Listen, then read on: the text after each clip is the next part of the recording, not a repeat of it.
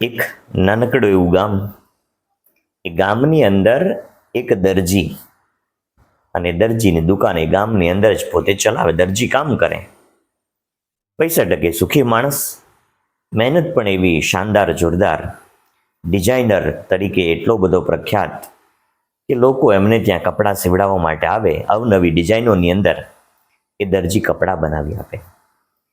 એક દિવસ એક વ્યક્તિ એમને ત્યાં આવે છે, જે ગામનો એક ગરીબ માણસ હોય છે, અને તેઓ દરજીને કહેવા લાગ્યા કે આપણા ગામના એક મોચીભાઈ કે જે ખરેખર ગરીબ છે, પૈસા એમની પાસે નથી, સમૃદ્ધિ નથી, છતાં પણ એ ગામની અંદર એવા ગરીબ માણસો કે જેમના માટે એ ભોજનાલયની એટલે કે ભોજન માટેની વ્યવસ્થા પોતે કરી આપે છે.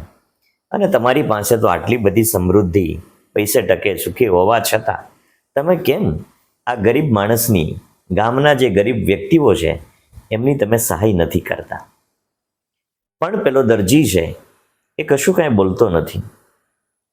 અને આમ કરતા કરતા ધીમે ધીમે ધીમે પેલો જે ગરીબ વ્યક્તિ હતો કે જેમણે દરજીને સવાલ કર્યો હતો કે તમે કેમ કોઈની મદદ નથી કરતા, એમણે ધીમે ધીમે ગામ આખાની અંદર પેલા દરજીની નેગેટિવિટી ફેલાવવાનું શરૂ કર્યું કે આપણા ગામનો પૈસાદાર દરજી જે પૈસે ટકે સુખી હોવા છતાં એ એટલો લોભિયો છે કે ખરેખર કોઈને એક દાણો પણ આપતો નથી. જ્યારે ગામનો મોચી છે એ ગરીબ હોવા છતાં તમે જુઓ એ કેવું સરસ મજાનું ધર્માદાનું કાર્ય કરે છે. આમ કરતાં કરતાં આખા એ ગામની અંદર પેલા દરજી વિશે એમણે નકારાત્મકતા ફેલાવી દીધી. સમય સંજોગો જતા એ ઉંમરલાયક દરજી એ મૃત્યુ પામે છે, અને આખા ગામમાંથી એ દરજીના બેસણામાં કે અંતિમ સંસ્કારમાં ગામના મોચી સિવાય, એમના નજીકના વ્યક્તિ સિવાય કોઈ ગયું નહીં. મોચી અચરજમાં પડી ગયો કે ગામ આખામાંથી કોઈ આવ્યું કેમ નહીં. પછી એમણે 2-3-4 દિવસ પછી જાહેરાત કરી કે ભાઈ ગામની અંદર આપણે જે ભોજનાલય ચલાવીએ છીએ કે જ્યાં ગરીબ વ્યક્તિને આપણે જમાડીએ છીએ, એ 2 દિવસ પછી આપણે જમાડવાનું બંધ કરી દઈશું. હવે હું જમાડી શકીશ નહીં. તો કોઈ કારણ પૂછ્યું કે ભાઈ તમે આટલા વર્ષોથી આ ભોજનાલયની અંદર ગરીબ લોકો માટે જમવાની વ્યવસ્થા કરતા હતા, તો અચાનક તમે હવે બંધ કેમ કરી દીધું?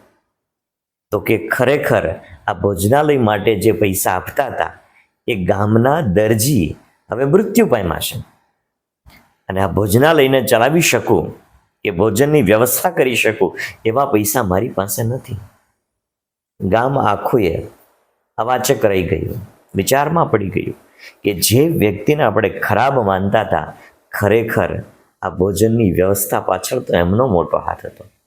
મિત્રો, આ કહાની આપણને ખૂબ બધું કહી જાય છે કે ઘણી બધી વખત સમાજની અંદર એવા ભામાશાઓ, એવા વ્યક્તિઓ હોય છે કે જે ખરેખર જરૂરિયાતમંદ લોકોને એ મદદ કરતા હોય છે, પણ એ મદદની બુહાર, મદદની રાડો એ સમાજમાં પાડતા હોતા નથી.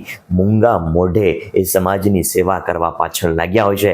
હકીકતમાં એ વ્યક્તિ આપણને એ કંજૂસ લાગે, પણ ખરેખર સમાજ માટે એમનું ખૂબ મોટું યોગદાન હોય. એટલા માટે જ આપણે ત્યાં કહેવત છે કે તમે દાન કરો તો તમારા ડાબા હાથને, એટલે કે જમણો હાથ જો દાન કરે ને તો ડાબા હાથને પણ ખબર ના પડવી જોઈએ. અથવા તો આ કહાનીનું તાત્પર્ય મિત્રો એવું છે કે જે વ્યક્તિ વિશે આપણે જેવું વિચારીએ ને એવું હકીકતમાં હોતું નથી. માટે કોઈ પણ વ્યક્તિને આપણે દોષ દેતા પહેલા, એમના વિશે ખરાબ કહેતા પહેલા ચોક્કસપણે એ સત્યતા શું છે, હકીકત શું છે એ આપણે જાણવી જોઈએ, તપાસવી જોઈએ. નહીંતર બની શકે કે સમાજની અંદર જે સારા માણસો છે એ સારા માણસોને આપણે ક્યાંક ને ક્યાંક એમને નબળા બતાવવાના પ્રયત્નોમાં જો લાગી જશું તો સમાજની અંદર લોકો મદદ કરતા, લોકો કોઈને મદદરૂપ થવાનું બંધ કરી દેશે. માટે આ કહાની આપણને ઘણું બધું શીખવી જાય છે.